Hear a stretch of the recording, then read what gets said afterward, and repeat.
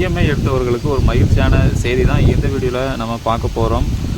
மாதம் EMI கட்டுறவங்களுக்கு RBI கொடுத்த ஒரு மகிழ்ச்சியான செய்தி தான். அப்டேட்டுன்னு பார்த்தீங்கன்னா இதுதான் ஒரு தரமான அப்டேட் நான் வந்து சொல்லுவேன்.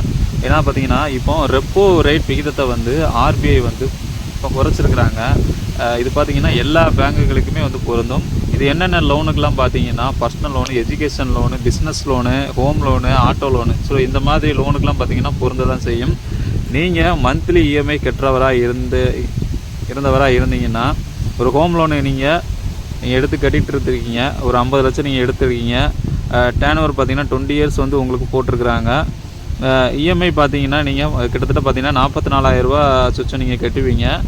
உங்களுக்கு கிட்டத்தட்ட பார்த்தீங்கன்னா மந்த்லி சேவிங்ஸாக 1,433 ரூபா வந்து கம்மியாகும். ஆனுவல் சேவிங்ஸாக பார்த்தீங்கன்னா 17,196 ரூபா வந்து உங்களுக்கு கம்மி ஆகும் இதன் அடிப்படையில். அதே மாதிரி பார்த்தீங்கன்னா நீங்கள் ஒரு பர்சனல் லோன் வந்து நீங்கள் எடுத்துறீங்க 5 லட்சம், இது பார்த்தீங்கன்னா டேர்ன் ஓவர் 5 வருஷம் வந்து உங்களுக்கு கொடுக்குறாங்கன்னு வச்சுப்போம். இஎம்ஐ பார்த்தீங்கன்னா 10,752 ரூபா மந்த்லி நீங்கள் கட்டுறீங்க 5 வருஷத்துக்கு, அதாவது மந்த்லி இஎம்ஐயாக. மந்த்லி சேவிங்ஸாக பார்த்தீங்கன்னா கிட்டத்தட்ட 220 ரூபா வருஷத்துக்கு, அதாவது மொத்தமாக பார்த்தீங்கன்னா 13,000 ரூபா வந்து உங்களுக்கு கம்மி ஆகும், அதாவது இந்த 5 வருஷத்தில். இப்படி பார்த்தீங்கன்னா எஜுகேஷன் லோனு, அதே மாதிரி பார்த்தீங்கன்னா பிஸ்னஸ் லோனு, இந்த மாதிரி எந்த லோனு எடுத்தாலுமே அதனுடைய ரெப்போ ரேட்டு விகிதத்தில் இருந்து கிட்டத்தட்ட 0.25% உங்களுக்கு கம்மியாகும்.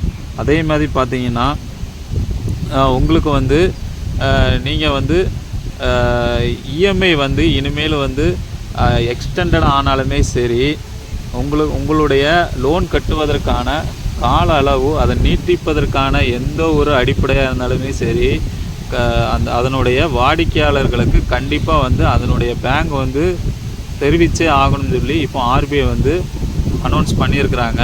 இது வந்து ஒரு நல்ல அப்டேட் தான். இந்த லோன் எடுத்தவங்களுக்கு மந்த்லி இஎம்ஐ வந்து கட்டுவீங்க, ஒரு சில செலவுகள் வந்து இருக்கும். ஸோ இந்த மாதிரி வந்து ரெப்போ ரேட் விகிதத்தை கம்மி பண்ணும்போது, அதனுடைய செலவுகளை வந்து கம்மி பண்ணும்போது இஎம்ஐ கட்டுறவங்களுக்கு கொஞ்சம் ஈஸியாக வந்து இருக்கும்.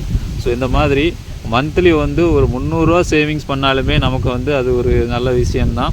ஹோம் லோனுக்கெலாம் பார்த்தீங்கன்னா அதிகமாகவே வந்து கம்மியாகும், ஏன்னா அது வந்து லோன் அமௌண்ட்டு வந்து அதிகம். அதேமாதிரி ஆட்டோ லோனும் அதே மாதிரி தான். ஸோ இந்த மாதிரி 0.25% வந்து கம்மி பண்ணியிருக்கிறாங்க இப்போ. ஸோ இதே மாதிரி பார்த்தீங்கன்னா தங்க நகை கடனுக்கும் வந்து ஒரு வருஷத்தில் வந்து அசலையும் வட்டியும் வந்து சேர்த்து கட்டணுன்னாங்க. அந்த இதை மட்டும் கொஞ்சம் மாற்றினாங்கன்னா நல்லாயிருக்கும். ஆல்ரெடி இருந்த கண்டிஷனை, டேர்ம்ஸ் அண்ட் கண்டிஷனை அப்படியே வந்து கண்டினியூ பண்ணாங்கன்னா நல்லாயிருக்கும். இப்போ பார்த்தீங்கன்னா வட்டியோட சேர்த்து அசலையும் வந்து கட்டணும்னு சொல்கிறாங்க. வட்டியை மட்டும் கட்டுற மாதிரி இருந்துச்சுன்னா கூட கொஞ்சம் நல்லாயிருக்கும். ஸோ இதுவும் கொஞ்சம் மாற்றினா கொஞ்சம் நல்லாயிருக்கும். ஸோ இப்படி பார்த்தீங்கன்னா ஆர்பிஐ வந்து நல்ல அப்டேட்டாக வந்து கொண்டு வந்திருக்கிறாங்க. ஸோ இந்த வீடியோ பிடிச்சிச்சுன்னா லைக் பண்ணுங்கள், ஷேர் பண்ணுங்கள், கமெண்ட் பண்ணுங்கள். வீடியோ பற்றிய கருத்துக்களை கமெண்ட் பாக்ஸில் வந்து தெரிவிங்க. மறக்காமல் நம்ம தமிழ் கிரியேஷன் யூடியூப் சேனலை சப்ஸ்கிரைப் பண்ணிக்கோங்க. நன்றி.